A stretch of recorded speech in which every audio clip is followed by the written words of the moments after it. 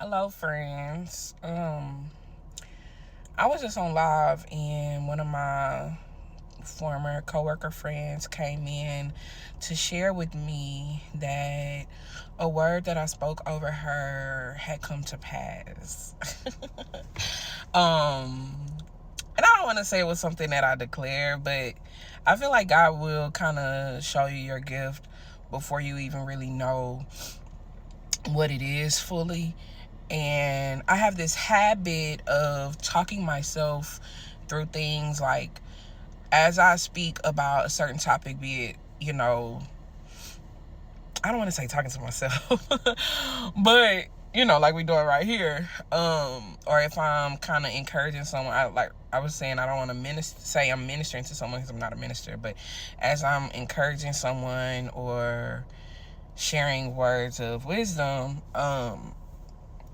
the revelation often comes upon me, and I've gotten to a point where I do better at like waiting, or like, you know, being slow to speak, giving myself the opportunity to hear from the Holy Spirit, being clear when things are me saying what I'm saying, and when I hear the Holy Spirit tell me to go ahead and share or whatever. Y'all,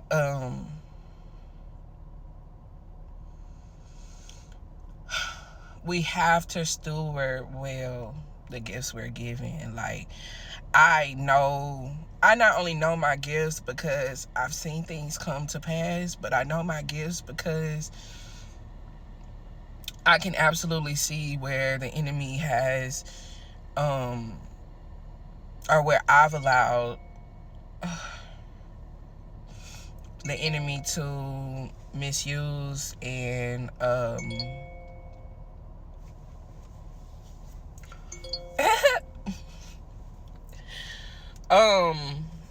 pervert my gifts. Like,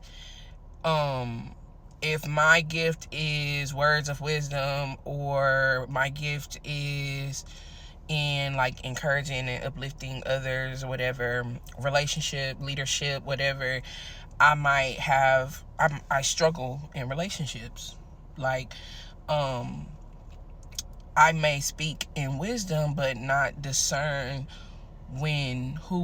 how it is received, how it will be received. It's not easy. And I know that it's time for me to like reset and get back on track. And so today I kind of like woke up with this mindset of like shifting, and in prayer I received a reminder of God's grace and his ability to restore. So getting on live and her coming in and like joyfully excited, like so blessed, like that the word that I shared came to pass. She had to tell me, like, that's truly a blessing. And it's so good to see how God uses me for his glory. And I'm so grateful to the people that don't judge me for where I've been, who I've been, and accept the word. And I'm grateful for the people that don't like make an idol of me and still recognize me as human and like imperfect. Of course, I don't necessarily want to be relatable in terms of like, oh, I can live my life wrong and then God's still gonna bless me, because child. But that reminder that you're set apart for a reason, and that he has a purpose and a plan to use you for his greater glory. Like, it's not about me, it's bigger than me. And sometimes, like, speaking boldly, it's tough, and oh my God, it's tough to be transparent and to have a rise on your personal endeavors, to grow and be stretched and reach a certain point of, I guess, success, and accomplish things, whatever, and then to fall. It's tough. Like, I didn't really go in depth on the podcast, but I spoke briefly on how I feel like my physical body right now, me being 30 pounds up, me being, inconsistent in the gym, me having a crappy diet, is fully like it's the fruit of, I want to make sure I say it right, it's the fruit of my spiritual health. And what I mean by that is, like, lack of focus, not eating the word,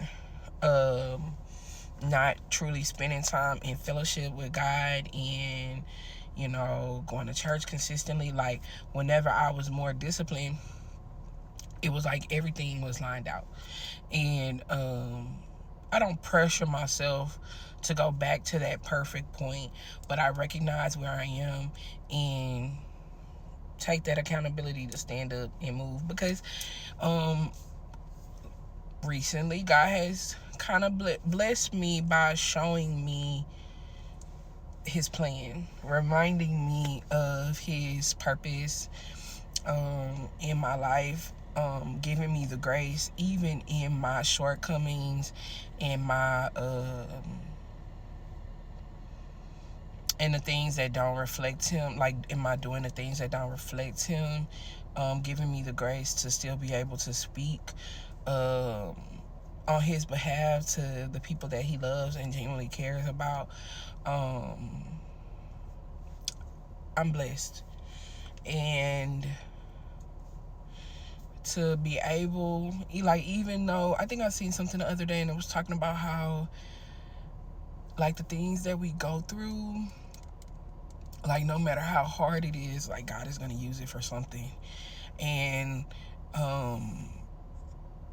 like, facing some very tough times, nothing broke me. Like, I love to say, nothing the enemy sent, like, took me out, bro.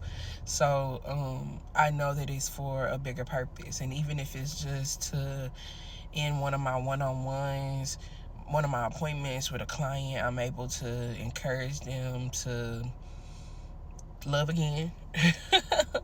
From a place of singleness, able to tell somebody to love again, like, it's good. Or I'm able to encourage somebody to give their marriage a second chance. Or I'm able to encourage somebody who absolutely is against having another child to that they're having a son. And God is so good. And like, let me just tell you about his grace, man, and his mercy. And like, I know I often talk about the favor and the blessings, but being in a dark place, like, even if you don't even really realize it, or just, I can't even say being in a dark place, because there's been times I've been in the pit. I don't necessarily feel like I'm in a dark place, but I do recognize that I have been away from him. Even being away, like, still seeing the light at the end of the tunnel, the opening, like, seeing the gates. Like, I'm not fully submerged or consumed by the darkness so much that I don't see the light. And I know that that's his grace and his mercy, and now I want to run towards him so that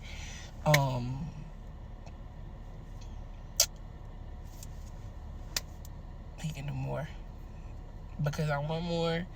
I know that comes with more.